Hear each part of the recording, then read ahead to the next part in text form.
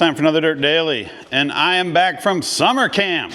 Summer camp, or as it's also known as UA, is one of my favorite weeks of the year. UA, which is short for the Unreal Adventure, priorly known as the Ultimate Adventure, is an event that I go on every year. It's a week-long off-roading trip where we live out of our 4x4s, we camp out, we go four-wheeling, we drive around in a crazy convoy of big rigs on big tires, and it's so much fun, and I love doing it every year. And we used to do it with Peterson's 4-Wheel and Off-Road magazine, which was a print magazine that I used to work for back in the day, and that magazine is no longer in print.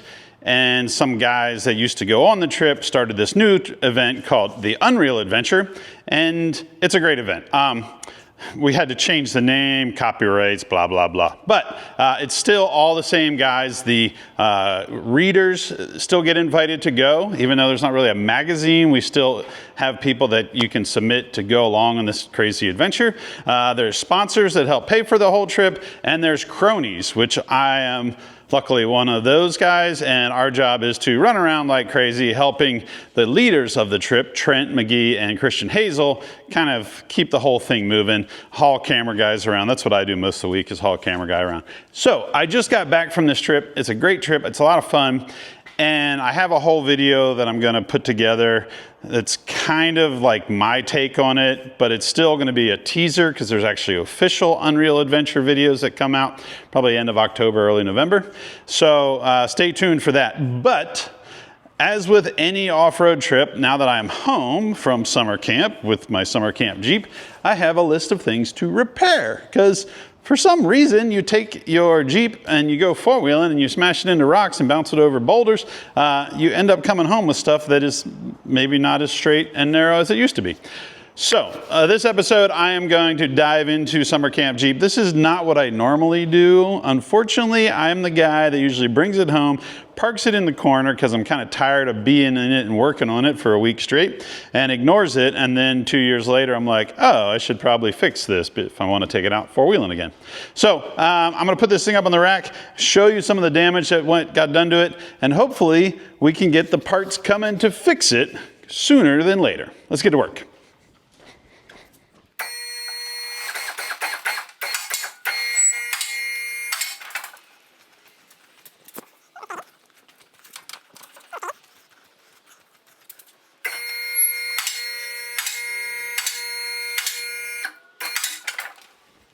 Okay, let's start from the bottom and work our way up to see how the old Jeep held together.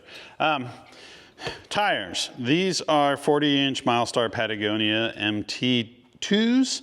Milestar is the official tire of the Unreal Adventure. There are 6 sponsors of UA this year, and those are Milestar Tire. It's actually presented by Skyjacker Suspension. They have been a long-time supporter of UA and even the prior UA, so it's great to be on the trail with them. Milestar Tire is also the official tire. Come Up Winch is a new company. They're not new, but they are new to UA. This is the first year that they sponsored it. IH Parts America, they are an international harvester supply house up in Northern California. Jeff Ismail and his son Zaid. They're a great group of guys that come every couple of years. This year, again, they brought 2 rigs that one of them had been on the trip before, one of them hadn't, and they're always fun guys to have around. Let's see, who else? Quigley. Quigley is the official Driveshaft. You probably know them as four-wheel drive van conversion, but they also have a huge Driveshaft business, and I'm actually going to address a Driveshaft issue that I have in this Jeep, and hopefully they can help me sort that out. I'll start, and of course, Off-Road Designs. Off-Road Design has been coming. They're probably the longest running sponsor of UA, both in this iteration and the prior one. Stephen Watson and his family out in Colorado, known for big square body Chevy stuff, but they come on UA as the official transfer case. They have this Magnum 205. They used to do a doubler where it would take a 203 reduction box, put it in front of a 205, and you'd have double low range. Now they replaced the 203 reduction box with a Magnum reduction box, which is this big beefy chunk of metal that has lower gearing in it, and it allows you to put a reduction box in front of the 205. 205's great beefy transfer case, does not have the most impressive low range. I think it's like 196 to 1, so barely 2 to 1. But when you put the reduction box in front of it, it's strong and it gives you more low range. And Summer Camp Jeep actually has one of those in it, and it worked flawlessly all week. I love that transfer case setup. Super beefy, big, strong, great for a week of four-wheeling. So these tires, Patagonia Milestar Patagonia MTO2s, have actually been on this Jeep for 2 UAs, and I was going to replace them this year, and they were still in good shape, so I just ran them.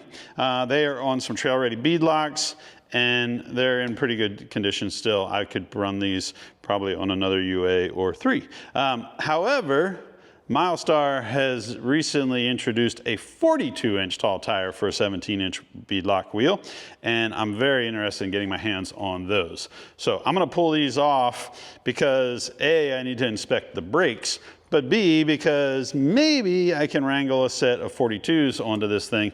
It should have the power to turn them, and the axle's strong enough to hold up to them, and the suspension and the clearance should all be fine because the tires stick out a lot. So hopefully I can track down some 42s for the next time Summer Camp Jeep hits the trail. Let's pull these tires off. Before I pull those tires, let's look at some other issues I had on the trip. You may notice up here on the front Spider Tracks axle, there is no steering ram. Usually this has a ram assist kit on it, and there's a ram that mounts between this bracket here on the tie rod and this bracket here on the axle housing, and it's missing.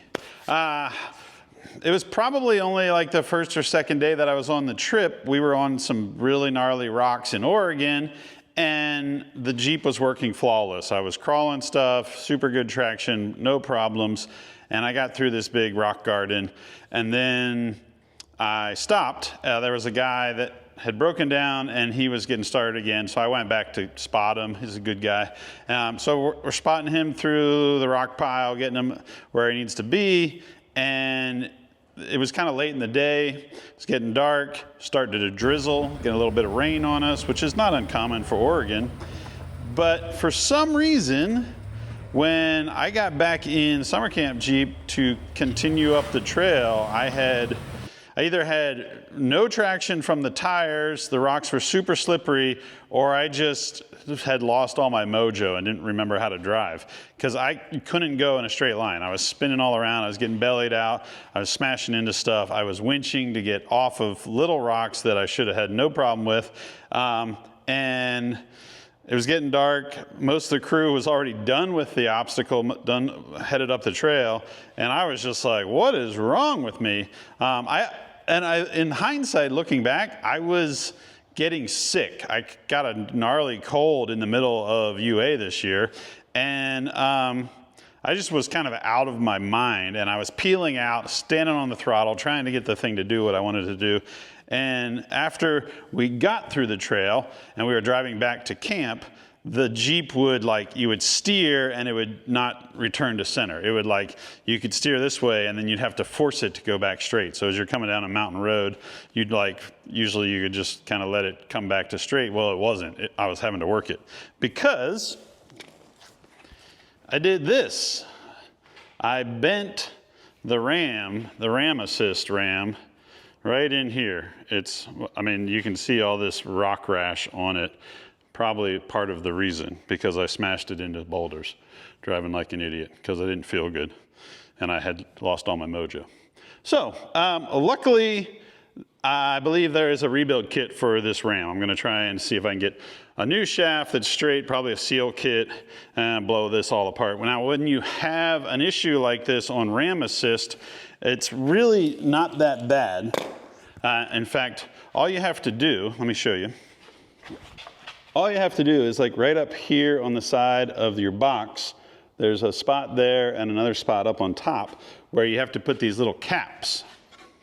So if you drive a vehicle with ram assist, you should always carry those caps. You basically remove the hose that runs from the steering box down to your ram assist, and you cap off the ports on the steering box, and then you remove the ram completely. It can be a big mess, but you can then drive without ram assist, which is the way we used to drive rock crawling all the time before we put ram assist on. I can tell you, driving down the road, this thing worked great without the ram on it. It has a PSC pump, it has a PSC box on it, and having the ram removed, it seemed to be just fine running down the highway. On the trail, it's nice to have the ram assist because if you get your tires wedged into stuff, you can help kind of muscle it out of sticky situations. But for street driving, the thing seemed to work great without the ram. So though I will get it repaired and put it back on, I can tell you that if you don't have ram, it's probably, well, your vehicle probably drive just as nice on the street. It's just off-road where you really want the ram assist for turning big tires when wedged into rocky situations. I wonder if there's a product that engages the ram when you're off-road, but then deletes it when you're on-road. Somebody probably has invented that. I just haven't found it yet. All right, what else did I break? If you look up inside here, you can see right here behind the axle is the front drive shaft. There's actually these orange bungee tie, twist tie thingies that I'm using to secure it to the engine skid plate, because that same rock trail that I smashed the ram into the rocks, I also smashed the front drive shaft into the rocks. And to look at it, it's not that bad. But when we got back on the road the next day at about 55 miles an hour, the front end had a vibration, and I could feel it through the floor up into the Jeep, and I was like, that's not ideal. Because my role on UA is to race around with a cameraman. So if the convoy of 25 Jeeps, trucks, and rock crawlers and other wild 4x4s are running down the road, I need to be able to throw a camera guy in the passenger seat and race ahead, find a cool shot, and then we set up for like a convoy shot of all the rigs running by. Or the other thing that we do is like we'll be going down the highway and I will be driving beside the entire convoy, running from car to car to get car to car video footage. Not on the side of the road, like on a double lane highway where there's room. I'll be racing up and pulling up beside vehicles to get these cool shots for the camera guy. So I need my vehicle to be able to go at least 55 miles an hour, if not sometimes a little bit more, so that we can kind of get in front of everybody and get good shots and like race between vehicles and all of that. So this vehicle has a Spider Trax front axle on it, and it uses their ultimate unit bearing, and the ultimate unit bearing does not use any sort of, it's not set up to work with any selectable hub. If I had a selectable hub, a locking hub out on the ends, I could unlock the front end and then run down the road and not have an issue. I really like the Spider Trax axles. I really like the ultimate unit bearings. They're super strong, super beefy. I do kind of wish on this vehicle for this type of trip it would have a selectable hub. I think having strong selectable hubs is the way to go for a vehicle that does ultimate adventure type trips where you're driving it on the street and then you're also driving it on the trail. A lot of my vehicles, like my JL and my TJ, they all also do not have selectable hubs. So if you can keep the drive shaft from smashing into rocks, then you don't really have any issue because everything can spin and be fine. But for some reason, this guy who I had driving the Jeep this time, he felt like he should smash it into rocks. So he bent his front steering ram and well, I'm going to pull the drive shaft out. We're going to find out what type of issues that has.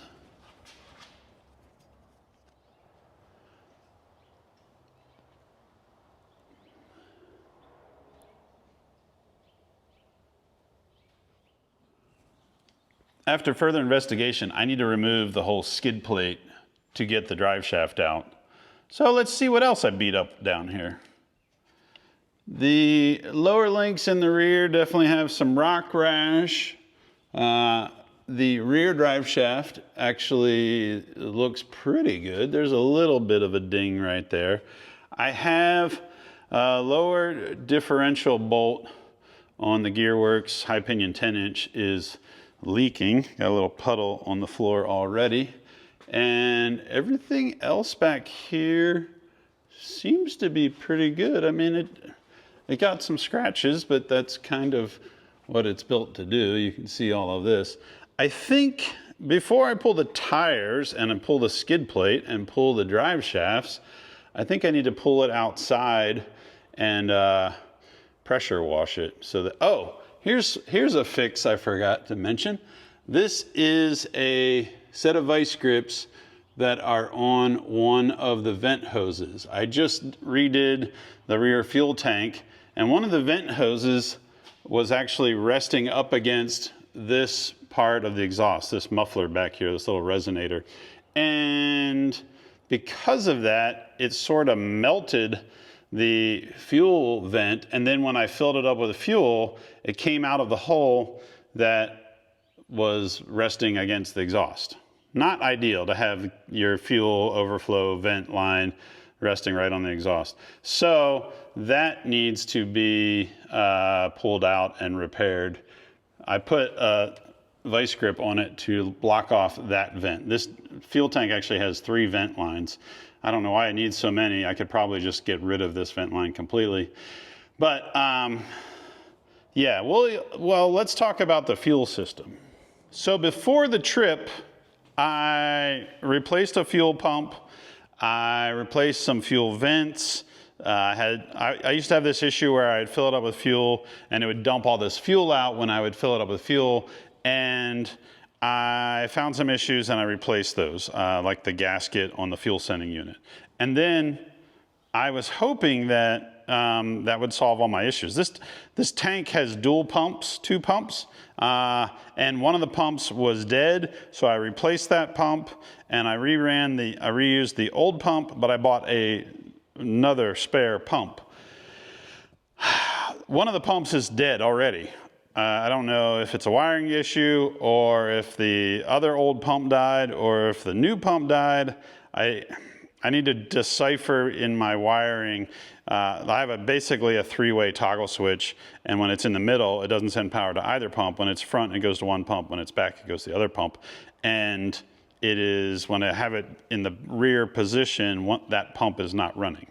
So either I screwed up installing the new pump, or I screwed up by not replacing the other old pump, or there's some other thing that I screwed up, but it ran all week. I had one weird glitch where I did like this really long climb, and then when I was kind of descending on the other side of this pass, which wasn't a huge pass, it was like 4,000 or 5,000 feet, it started sputtering and spitting, and I thought the fuel pump was the issue, so I switched it to the other fuel pump at the time, and then it died completely. So I still have fuel pump issues. Not ironic. We do it nice because we do it twice here.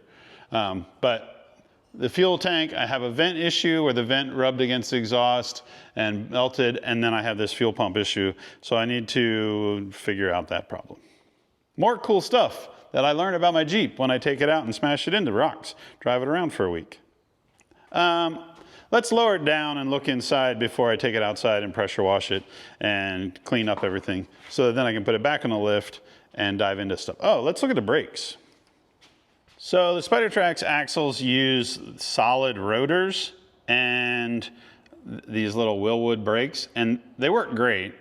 They make a bunch of noise. I don't know if, I know that SpiderTrax seems to have replaced this style of drilled rotor with a new slotted style. I don't know if that would be quieter. They don't look extremely scored, but I do need to kind of dive in there and look at the pads. It's probably due for some new pads. Brakes work flawless. They just make a bunch of noise. Like even when you're not on the brakes, they kind of howl as you're coming down the mountain. And then this side doesn't look too bad. I don't know if SpiderTrax resurfaces these rotors or if I should just order some new ones. I know the new ones are different, so maybe they have a better style brakes. And then the calipers, if I look inside there, the brake pads don't look terrible. So they might still be good for another romp or two, but it should probably, at the very least, I should pull the thing outside and pressure wash all this and clean it all up before we tear it apart, tear into replacements. Oh, look at that. Look at that big dent in the exhaust. That's weird. I wonder how that happened. Some bad driving, apparently. Oh, and the exhaust is also kind of smashed up against the fuel tank right here. So that's not ideal. Maybe I need to do a little bit of exhaust tweakage on this old girl. Let's look at the front brakes before we drop it down and roll it outside. Whole bottom of the front axle shaft is smashed up, scratched. Maybe not smashed, but definitely scratched. This front diff has like a little bit of a oily spot too, so I probably need to either replace the gaskets or replace some of these bolts or just tighten them all up. Front rotors don't look extremely worn, but they're a little bit rusty. And I should probably dive in there and look at the brake pads on the front wheel wells as well. Overall, old Jeep did good. I just need to kind of give her a little bit of R&R. I built this Jeep 10 years ago with the guys at Synergy Suspension, and it's pretty cool. It's a LSA, which is a supercharged LS3 type engine than what would find in a Cadillac CTS-V. And then behind that is a 4L80 4-speed automatic, and behind that is the Magnum 205 from Off-Road Designs. Front and rear axles are Spider Trax axles. They have 543 gears. The front is a Detroit style locker, a full-time locker, not a spool, but like a ratcheting type locker. And then in the rear, it's an ARB air locker. That's another thing. The air compressor on this would run constantly, but I don't think it's the air locker itself. I think it's the compressor. I need to pull the driver and passenger seat out, well, the passenger seat out, because the air compressor mounts underneath the passenger seat. So I got to pull that out and see if there's a fitting that's loose, and maybe I can just tighten that up to eliminate the small leak. It's not bad. It's still like the air locker still works. It's just that the compressor seems to cycle a bunch when you have it on. So I need to fix that. Let's drop this thing to the ground and get it outside and pressure wash it, and then we'll bring it back in and see if we can solve some of these problems or take them apart and order new parts to put them back together. I rolled Summer Camp Jeep outside and I pressure washed it. I kind of sprayed everything underneath the bottom with engine degreaser, and then I let it sit for about an hour or two, and then I pressure washed it off. I used to have this really good pressure washer that would heat the water. It had a blower motor on it, and it was awesome for just this situation where you're cleaning up your trail rig after been wheeling for a week. Unfortunately, that thing has kind of died. The blower motor is dead, and I can't find a replacement because it's too old. So I'm just using a regular pressure washer. So I washed this thing, pressure washed it all over, found a whole bunch of scratches in it, but everything looks good. I put it back on the lift, and I dropped the skid plates. Skid plates actually didn't look too bad. They do have some scratches in them, but a lot of times when you take the skid plate off of a trail rig, it's all warped and bent and doesn't look like it's going to go back on very easily. These are actually in pretty good shape, so I'm pretty stoked on that. It's a pretty simple design, and there's like a rear skid plate that goes underneath the transmission and transfer case, and then a front piece that goes underneath the engine and all of that. Maybe I'm a better driver than I thought, but I feel like I was smashing it into a lot of stuff, so I'm pretty stoked that they're still in one piece. I pulled the front drive shaft off completely. So I don't know if I explained it completely. Every time I wanted to drive this thing on the street, I had to disconnect the front drive shaft, which wasn't really that bad. It's just 2 U-bolts on the front pinion yoke, but it was another step. So what I would do is I would crawl underneath there, and I would disconnect the 2 U-bolts and stash those, and then I would put tape around the drive shaft U-joint caps to try and keep it all together. And then I would swing the drive shaft up to the engine skid plate, and I use these things I don't know who makes these. I don't know where I got them, but they're awesome. They're basically like giant heavy duty twist ties, and I could use them to kind of tie up the drive shaft to the front skid plate engine cross member and keep it up out of the way. So that for road days, because basically the way the Unreal Adventure works is you go wheeling for a day and then you have a road day when you kind of convoy to the next location. Which doesn't always mean on a road day that you're not going four-wheeling. There were still road days that we were aired down and going four-wheeling. But, so it was a little bit more of a hassle. However, I could either do this one step where I just kind of swing the thing up and down, or I was going to dig out my spare drive shaft. I actually had a spare drive shaft with me the whole time. But the way the Jeep's designed, getting to the front CV bolts on the front of the 205, really difficult because they're tucked up underneath the skid plate, and there's actually like, the front skid plate is lower than the back skid plate, so it's kind of a lot of work to get both skid plates down, especially if you're not at home with a transmission jack and a lift. So we could have done it if we had to. We've done it in the past. It's just kind of a pain in the neck. And so I was like, you know what? I'm just going to disconnect this front drive shaft every time we have a road day. And we did have one road day where I didn't have four-wheel drive. I just had front wheel or rear wheel drive, but 500 horsepower, 550 horsepower, and low gears and a rear selectable locker. You can kind of go a lot of places. And that day wasn't super gnar. It was kind of fun little trails, but nothing super hard. So where are we at? This drive shaft isn't bad. If you look at it, there's some scratches right here, but the weight is still on it. But even so, I know it's vibrating when I run down the highway at 55. And it's from Quigley, so I am going to box it up, send it back to them, and hopefully they can like polish it up. Maybe they'll retube it. It's kind of up to them. I like, this one is kind of long and has like a thin, small diameter tube because it doesn't have a lot of clearance in there for, it'll like crashes into the shifter on the transmission and a big plug on the side of the transmission. Basically, it needs to be long and skinny. So if you ding it, it really goes into a vibration pretty quickly. So I'm going to send this back to Pennsylvania, have them redo it, and I'm going to install that one so the Jeep is ready to go. It just won't have a spare front drive shaft in it right away. So put it all back together, or start putting it back together and see what other problems we find along the way. I have a problem.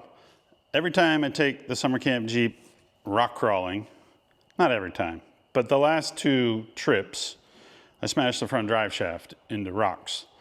And then I have to either do what I did before, where I disconnect it and to drive it on the street, or I have to dig out the spare and swap the spare in. And to swap the spare in, it's not terrible, but you can't really get to the bolts that attach the CV to the front of the transfer case because the skid plate covered all that up.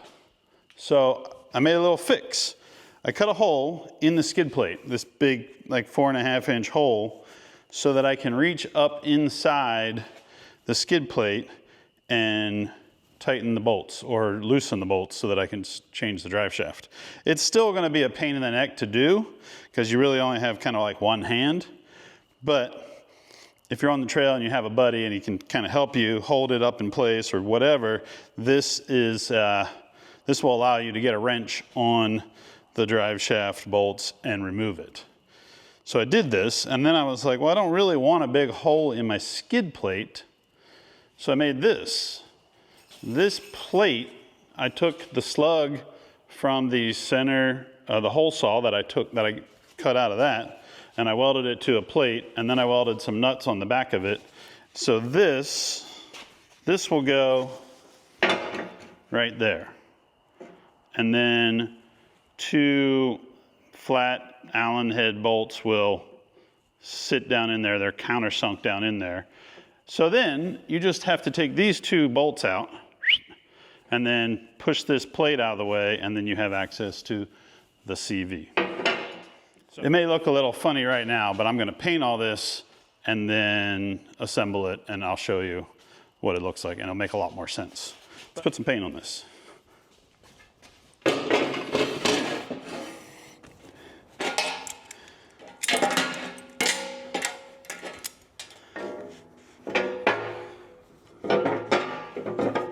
There we go.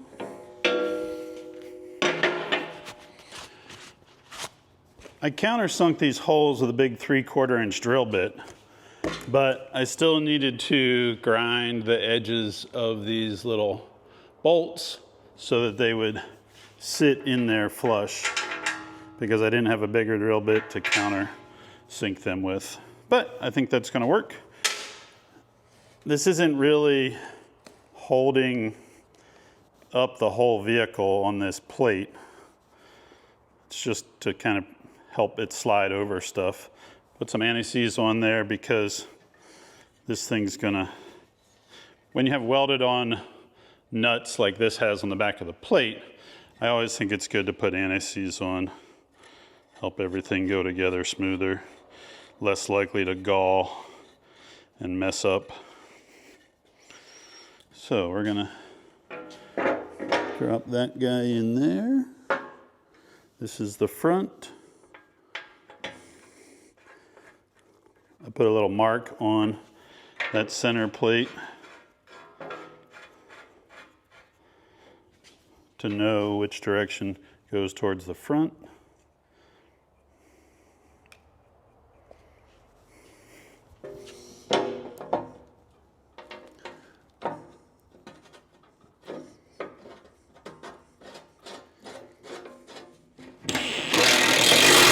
Now we can put the skid plate back up in the Jeep. I sent the damaged drive shaft back to Quigley. I put the spare drive shaft in. I ordered the parts for the Ram.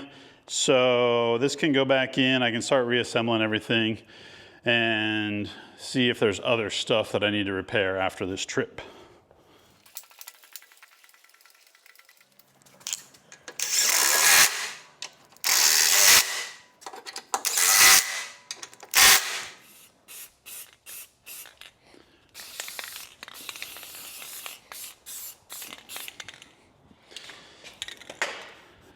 I put the skid plate back in, front and rear.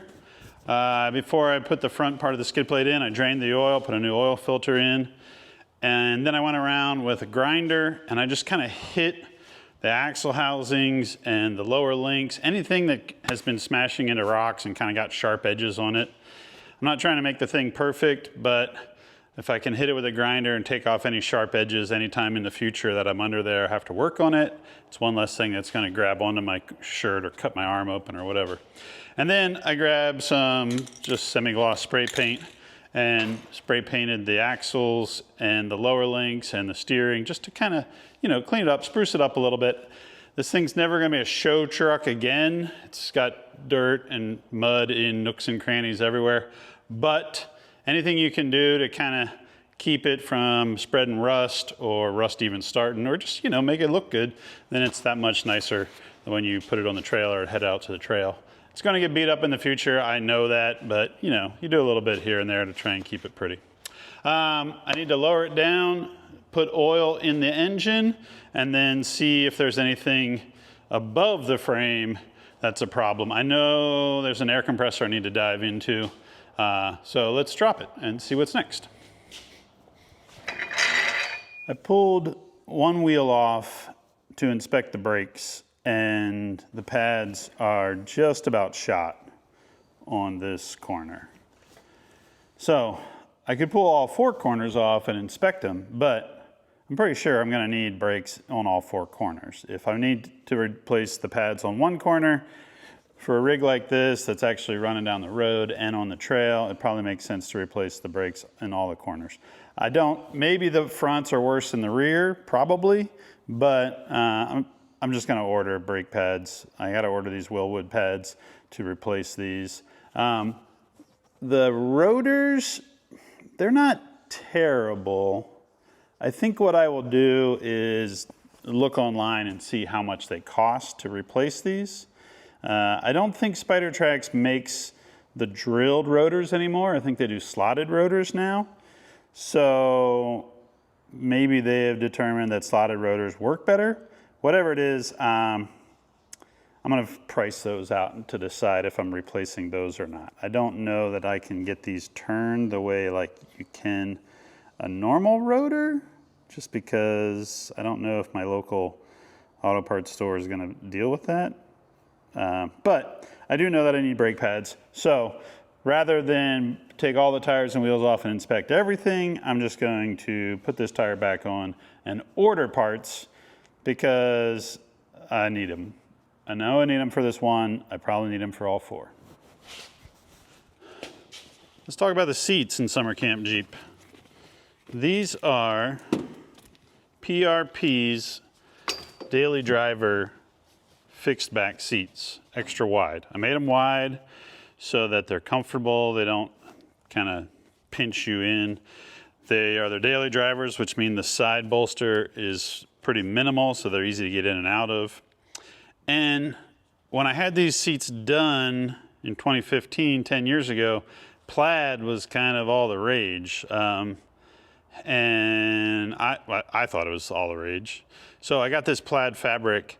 This was seat material that they used on Volkswagen buses to like the old hippie buses. And I dug it. I thought it was kind of neat. I will admit that when I ordered the seats, I screwed up and I made the sides this like super bright green. I never really liked the really bright green vinyl on the sides. I think it should have probably been just like black or brown or something. And the other issue is, I don't know if you can see, but the side of the seat right here on the driver's side is kind of blown out. This fabric, even though it's made for seats, it's not made for seats that are like outside in the elements. Plus it's 10 years old, so they're filthy. The plaid is super filthy. It's starting to tear, and I think it's time to take them out and send them back to PRP and get them redone. So, what's trending right now? What would be cool to have in these seats? Do I go just like an army green to kind of match the top? Do I do a different type of plaid? Because the plaid's kind of been a thing. I don't want full vinyl because then they'll be sweaty. But like the other fabric PRPs have been, that I have in other vehicles, they hold up good. These are they're just stained. This fabric's not really made for being out in the weather the way that I was using this Jeep because it has no doors. And we've gone on UAs where it's been in torrential downpours and hurricanes and tornadoes and all this other mess. So I think the seats are due for a refresh. I know that the plaid is kind of part of the thing of this Jeep, but I'm also down to change that. So comment below. What color scheme should the seats get? I don't even know that it needs to match the rest of the Jeep. Like the Jeep's yellow and green and army green and black, and the grill's red, and the top is canvas army style. So it's got a lot of different things going on, and I'm fine with that. I'm fine with kind of this hodgepodge, harlequin, a little bit of everything. But I feel like the seats need a refresh, something new and different.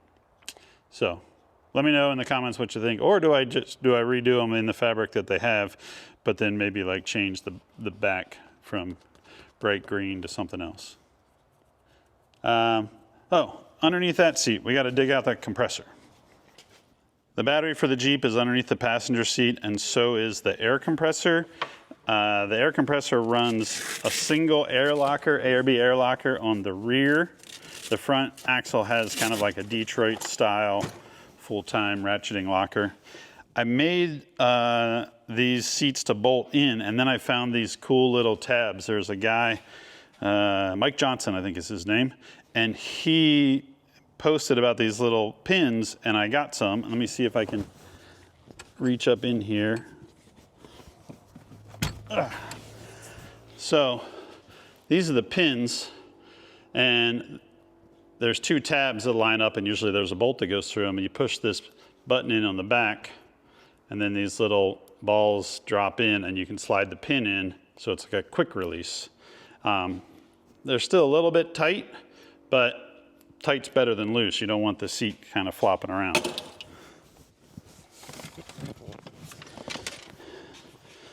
This is the first time I've had them in the Jeep for a trip, so they're still a little bit tight to get in and out, but that's cool. And then the whole seat should just flip forward. Now I have access to the air compressor that's underneath the seat, and now I can hopefully figure out why it won't hold pressure. It runs and then it shuts off when it gets to pressure, and then it turns back on again a lot. So my fitting that's on the top of it is kind of loose, so I'm hoping that's all it's going to take to tighten that up.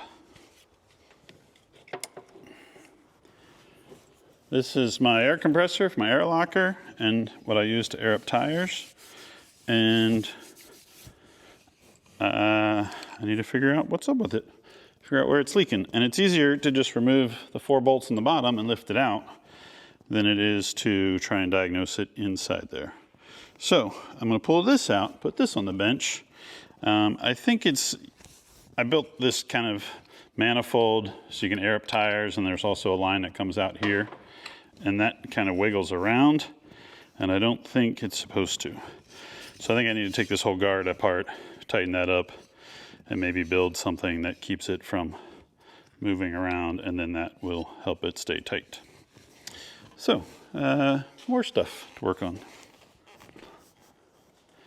I think that's going to wrap up this episode. I have found quite a few things that were damaged or needed inspected after a week of four-wheeling on the Unreal Adventure.